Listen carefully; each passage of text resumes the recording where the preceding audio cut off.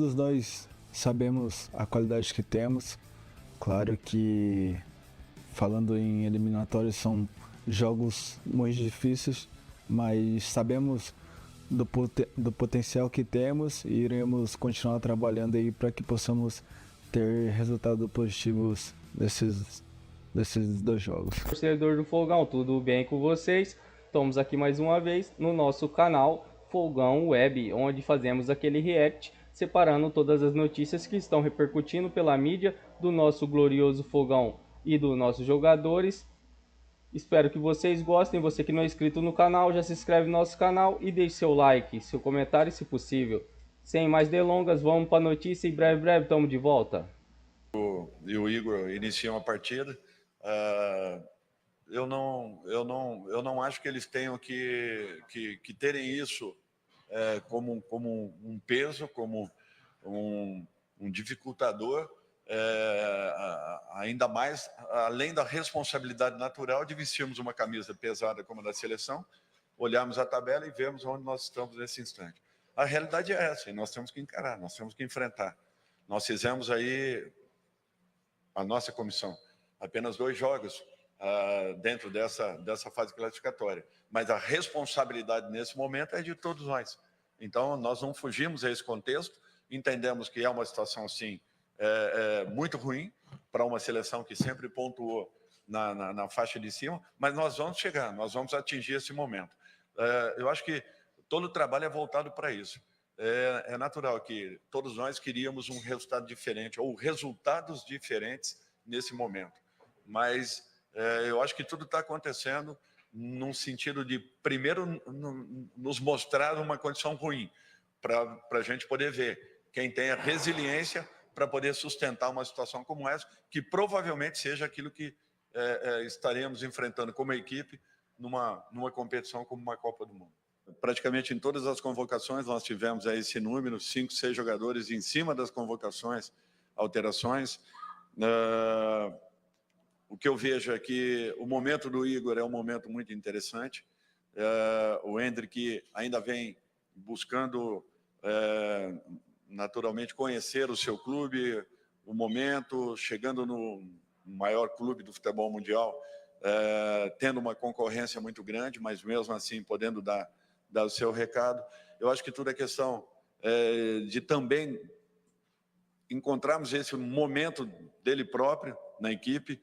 Eu acho que, para esse instante, a própria experiência e o momento vivido pelo Igor seja um pouquinho diferente. Quem sabe possa ser importante a presença de jogadores com esse perfil para um jogo desse tamanho nesse instante. Os resultados, eles são fundamentais. Isso daí, desde que eu era garoto, com 6, 7 anos, jogando numa escola uma escola qualquer da vida, eu sabia que nós tínhamos que ganhar, sempre.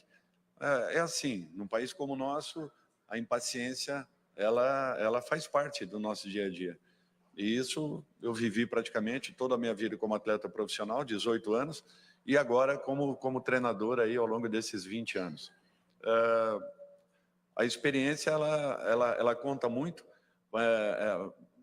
Os fatos se repetem, os momentos se repetem, é interessante isso, em cada clube. Então, se você está nesse meio, você tem que vivenciar tudo isso. E aprender com o tempo, aprender com os erros e acertos, o que é um fato natural. Aproveitando o período de folga, sem jogos por conta da data FIFA, os argentinos Rossi e Alcaraz, do Flamengo, Verratti, do Vasco e Emiliano Dias, auxiliar técnico do Corinthians, curtiram um passeio de barco. A foto compartilhada nas redes sociais foi tirada ontem, justamente o último dia livre para a maioria dos atletas. O elenco do Flamengo se reapresenta hoje à tarde no Ninho do Urubu. Essa será a primeira semana completa de treinamentos desde que Felipe Luiz assumiu o comando da equipe. O treinador, no entanto, não vai ter 7 jogadores à disposição, que foram convocados para as suas seleções. O rubro-negro volta a campo na quinta-feira da semana que vem, quando enfrenta o Fluminense no Maracanã. Ainda sob liderança está o Botafogo, a 9 pontos do rival, também com 7 jogadores convocados para as seleções, sendo o time que mais perdeu atletas na data FIFA ao lado do Flamengo. A comissão técnica de Arthur Jorge traçou um planejamento diferente da maioria dos clubes para esse período. Deu treino segunda e terça e folga para o elenco a partir de hoje até sábado. O Glorioso enfrenta o Criciúma na sexta-feira da semana que vem no Maracanã. Uma data FIFA que acaba por ter aqui este intervalo que servirá sempre para nós podermos ter também uma pausa daquilo que é a nossa densidade competitiva, mas acima de tudo para que nós possamos trabalhar, e vamos continuar a trabalhar no sentido de manter esta consistência, porque esta pausa não servirá nem nunca será essa a intenção de nos adormecer, mas que nos faça continuar a trabalhar, manter o estado de alerta, de prontidão, para que quando voltarmos a competir no dia 18 contra o Criciúma, possamos novamente vencer e seguir o caminho que queremos até ao final. Já o jogador é muito importante, tá? Não é pela saída dele hoje que ele perca a importância que ele tem, ele sabe disso. Até porque eu já falei isso a ele. É apenas uma tentativa de um acerto, de termos um meio-campo um pouco diferente. Com o homem que estava um pouco mais acostumado a ter aí uma chegada, como é o caso do Paquetá.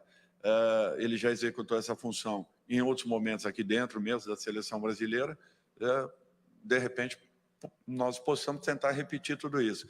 Até porque nós vamos ter um jogador como o Rafinha por dentro também, que poderá dar esse apoio ao nosso setor de meio campo. E com isso, fortalecemos um pouco mais a nossa retomada de bola e a nossa chegada ao gol adversário com um jogador com essa característica. Não quer dizer nada que, de repente, dentro da própria partida, o Bruno não possa manter a importância que ele sempre teve dentro do nosso grupo. Até porque foi um dos melhores jogadores, se não o melhor, da Copa América, jogando dentro das formações que nós tivemos em todos os jogos. Bruno, para mim, talvez tenha sido um dos maiores destaques. A ideia principal da convocação do Andrés é que nós tínhamos mais atacantes do que meias. E quando eu imaginei perder o Vinícius, que não era uma condição natural naquele instante, tentando uma adaptação do Rodrigo nessa função, eu sei que seria difícil, até porque nós temos, e vocês acompanham, nós temos 2 treinamentos reais, 2. Passando o jogo de amanhã, nós teremos mais um treinamento real, que a gente possa falar. Isso foi treinamento, que foi o que aconteceu no dia de ontem. No dia anterior, nós não tínhamos o elenco ainda completo aqui dentro. Então, é para vocês verem o grau de dificuldades para você montar uma equipe num processo em desenvolvimento. Então, imaginávamos isso, com o Rodrigo por dentro, tendo muito pouco tempo para uma adaptação. Independente da posição de momento de cada equipe, não tem esse lado, olha, nós temos uma obrigação excessiva. Não, nós temos a obrigação. Nós temos a obrigação de fazermos o maior número de pontos possíveis, nos aproximarmos daqueles que estão na nossa frente. Teremos 2 jogos complicados, sim. Não pensem que por estarem lá embaixo serão jogos fáceis. Não fomentem essa ideia ao torcedor, porque não é isso. Hoje são as duas equipes na fase de baixo da classificatória, sim. Porém, a diferença de pontos ela é mínima, ela é muito pequena, então ninguém está numa situação confortável. A própria rodada anterior nos mostrou isso. Equipes que vinham ganhando, de repente, estacionaram, perderam. Nós poderíamos ter uma aproximação um pouco maior, aconteceu ou não aconteceu o resultado que gostaríamos. Então, o que nós temos que ter consciência de que teremos 2 jogos muito complicados, difíceis, independente do momento, até porque o nosso momento também não é um momento positivo. Então, momento negativo para momentos negativos que estamos tendo aí ao longo de uma temporada e meia, nós temos que ter a consciência que nós precisamos nos recuperarmos, independente do adversário que esteja na nossa frente. O que eu espero é ver a equipe do Brasil com um pouco mais de confiança, acreditando um pouco mais para que façamos aí 2 grandes jogos e nos deem aí um momento um pouco diferenciado dentro da competição. Você é da assistência. Brasileirão parado para a data FIFA, mas num momento crucial. Reta final para a disputa de título, vagas nas competições sul-americanas e rebaixamento. Hora também de se apontar o craque do campeonato e a 9 rodadas do fim da competição são vários os candidatos. O atacante flamenguista Pedro, ainda o isolado artilheiro com 11 gols, vinha em grande fase, ganhando espaço inclusive na seleção. Porém, fora de combate por lesão, se distanciou dessa briga. Também mais longe desse simbólico título ficou o cruzeirense Matheus Pereira. Depois do ótimo primeiro turno, com a chegada dos reforços, perdeu o protagonismo. Há 11 partidas não vai às redes pelo campeonato. E o número de passes para gol também despencou.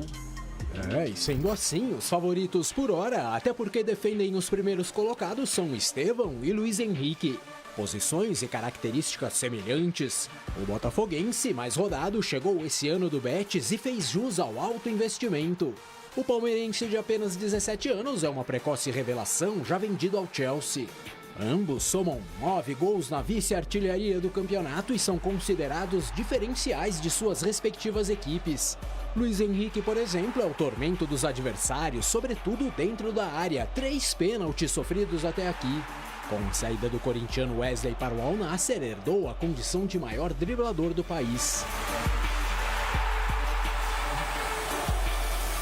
Já Estevão vem se destacando tanto individualmente quanto coletivamente. É um dos atletas que mais finalizam a gol no campeonato e também lidera o quesito assistências, 7 em 23 jogos. É claro que tanto o Palmeiras quanto o Botafogo têm outros jogadores de destaque, mas craque precisa mudar o jogo. Thiago Almada e Igor Jesus chegaram com essa disposição, porém ainda precisam consolidar. É isso que se espera também do francês Payet ou do recém-chegado Felipe Coutinho. No Vasco, no entanto, quem vem carregando o time é Verratti. O argentino é o jogador que mais bate a gol no campeonato e não à toa também soma 9 bolas nas redes, assim como Flaco Lopes e Hulk. O camisa 7 do Galo, no entanto, parece muito mais ligado em outras competições e, além disso, tem a concorrência no próprio time com Paulinho, goleador do Galo na Libertadores, e também Gustavo Scarpa, o articulador.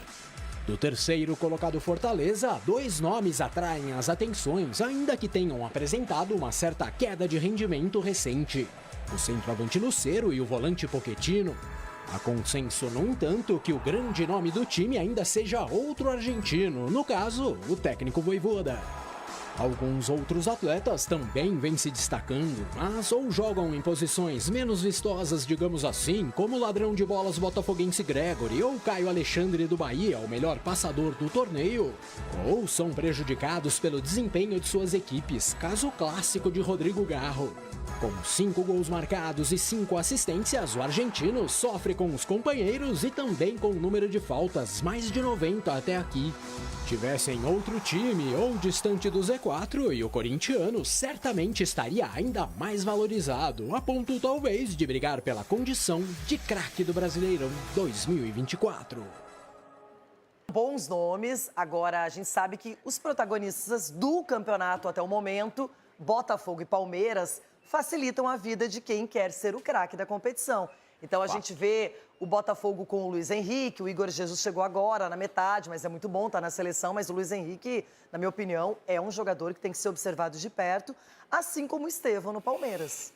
Acho que vai depender do que você falou aí, né? Do como é que vai terminar esse campeonato. O Estevão, depois da saída do Endrick, ele assumiu uma responsabilidade, né? Um protagonismo dentro do Palmeiras que dá a ele essa possibilidade de ser o fera aí do Campeonato Brasileiro. O Luiz Henrique, depois que ele voltou do futebol espanhol, as primeiras rodadas ele não conseguiu desempenhar o que a gente tinha visto quando ele surgiu jogando no Fluminense, só que agora é um dos protagonistas de um time que é muito equilibrado, que é o Botafogo. Pois é, a gente vê que a posição do time na tabela também dá um ânimo, dá um acréscimo para que o jogador apareça. A gente viu na matéria o Garro, que é um jogador que individualmente tem seus momentos, mas o Corinthians foi muito mal na competição. Então, quando você olha para a tabela, isso também influencia. Influencia, a gente não pode deixar de citar, né, Loirão? O Matheus do Cruzeiro, Pereira. O Matheus Pereira do Cruzeiro Primeiro também. turno dele foi excelente. Ele teve uma queda de rendimento, que é natural, essa oscilação. Acho que agora que com o Fernando Diniz, pode ser que ele volte a jogar bem. Bom jogador, hein? Agora, Seleção Brasileira, Coisa notícias linda. ao vivo. Quem está aqui no Jogo Aberto, acompanhando tudo lá na Academia de Futebol do Palmeiras, é a Gabi Guimarães. Gabi, aquele bom dia bem especial para você. Estamos na torcida, a seleção tem que ajudar também, né? É verdade, Rê. Boa tarde pra você, pro Denilson Show, pra todos que estão ligados com a gente no Jogo Aberto. Eu não tenho motivos, assim, tão orgulhosos como o Denilson Show de poder dizer que tem uma taça de Copa do Mundo, mas garanto que a equipe da Band tá aqui a postos todos esses dias acompanhando o processo de preparação da seleção brasileira para esse jogo contra o Chile que acontece amanhã em Santiago. Essa quarta-feira começou aqui na Academia de Futebol do Palmeiras com entrevista coletiva do técnico Dorival Júnior, no melhor estilo sincerão, sabe aquela coisa que os jovens gostam de dizer, sem filtro. Não fez mistério em relação às mudanças que ele vai promover no time justamente em busca de soluções e de resultados. As principais delas são o Igor Jesus no ataque, então quem tinha a expectativa de ver o Endrick começando entre os titulares, o Dorival já negou essa possibilidade. E a outra, na lateral esquerda, essa posição tão querida pelos brasileiros, vai ter o Abner do Lyon ali começando o duelo contra o Chile, ou seja, dois novatos, dois jogadores que estão só começando as suas trajetórias na seleção brasileira, podem pegar umas dicas com o Denilson Show depois, começam entre os titulares na partida de amanhã. Nesse momento, continua a atividade aqui no CT do Palmeiras de preparação da seleção brasileira, um horário diferente em relação aos últimos dias, porque daqui a pouco, depois do almoço, está chegando a hora, às 3 da tarde, a seleção sai daqui e viaja de São Paulo para Santiago, no Chile, onde vai encarar a seleção chilena com uma grande missão: mudar esse momento, mudar esse retrospecto. Afinal, nas últimas 4 partidas, o Brasil só conseguiu uma vitória. Quem não fugiu dessa realidade e foi extremamente transparente é o técnico Dorival Júnior. E agora a gente acompanha na reportagem tudo o que ele disse sobre esse jogo e sobre o momento do Brasil. Em situações de adversidade, o melhor é ser transparente. Ativar o modo sincerão, como fez o Savinho na entrevista coletiva. O Brasil teve muita dificuldade contra o Equador e contra o Paraguai. Como é que você viu de fora essa dificuldade do Brasil? Desculpa que eu não vi o jogo não, porque foi muito tarde lá na Inglaterra. Então não tem como responder. Diferentemente do atacante do City, Dorival Júnior testemunhou a derrota contra o Paraguai e não gostou do que viu. O que está faltando são os detalhes próximos à área adversária, uma tomada de decisão um pouco mais segura, uma opção um pouco mais confiável, de repente uma jogada individual que possa ter um desequilíbrio. Eu acho que esses pequenos detalhes que são fundamentais e que ainda não têm acontecido nesse momento. Ontem, no primeiro treino com todo o grupo à disposição, o treinador nem tentou disfarçar. Seu semblante deixou claro que há dúvidas sobre o time ideal para encarar o Chile amanhã. Ao menos, ele deu algumas pistas. Bruno Guimarães, que foi titular em 9 dos 10 jogos na era Dorival, não deve começar jogando. A tendência é de André e Lucas Paquetá no meio. E o Bruno é um jogador muito importante, tá? Não é pela saída dele hoje que ele perca a importância que ele tem, ele sabe disso. Até porque eu já falei isso a ele. É apenas uma tentativa de um acerto, de termos um meio-campo um pouco diferente. Com um homem que estava um pouco mais acostumado a ter aí uma chegada, como é o caso do Paquetá. Ele já executou essa função em outros momentos aqui dentro mesmo da seleção brasileira. Sem suspense para os jornalistas que observavam atentamente, o auxiliar Lucas Silvestre conversou ao pé do ouvido com o Rafinha durante a atividade. Além dele, Dorival deve ter na frente Rodrigo, Savinho e o estreante Igor Jesus, jogadores com a missão de mudar números muito negativos. Nos últimos jogos, a seleção só balançou as redes uma vez. Abner e o Igor iniciam a partida. Eu não acho que eles tenham que terem isso como um peso, como um dificultador, ainda mais além da responsabilidade natural de vestirmos uma camisa pesada como a da seleção, olharmos a tabela e vemos onde nós estamos nesse instante. A realidade é essa, e nós temos que encarar, nós temos que enfrentar. Sem filtro, A situação da seleção brasileira é de pressão. O time pode entrar em campo na quinta-feira contra o Chile, fora do G6, que garante vaga direta na Copa do Mundo. Isso porque o Brasil... Torcida do Fogão, vemos aí uma grande responsabilidade aí do nosso garoto aí, Igor Jesus aí, que foi convocado aí, já vai estrear aí lá na frente, lá com a grande responsabilidade aí da camisa da seleção brasileira aí. A confirmação aí de Dorival Júnior aí, que Igor Jesus vai já entrar na partida. Garanto fazendo um excelente jogo, que o menino joga bem e que venha trazer um gol aí para nossa seleção aí. Pelo menos um gol aí. Garanto que nosso garoto aí está brilhando muito nos jogos aí, fazendo um excelente trabalho. Venha trazer aí para nossa satisfação da nossa camiseta da seleção brasileira. Então é isso, gente. Você que chegou até aqui, já se inscreveu no nosso canal, deixou o seu like, tem meu agradecimento e até uma próxima.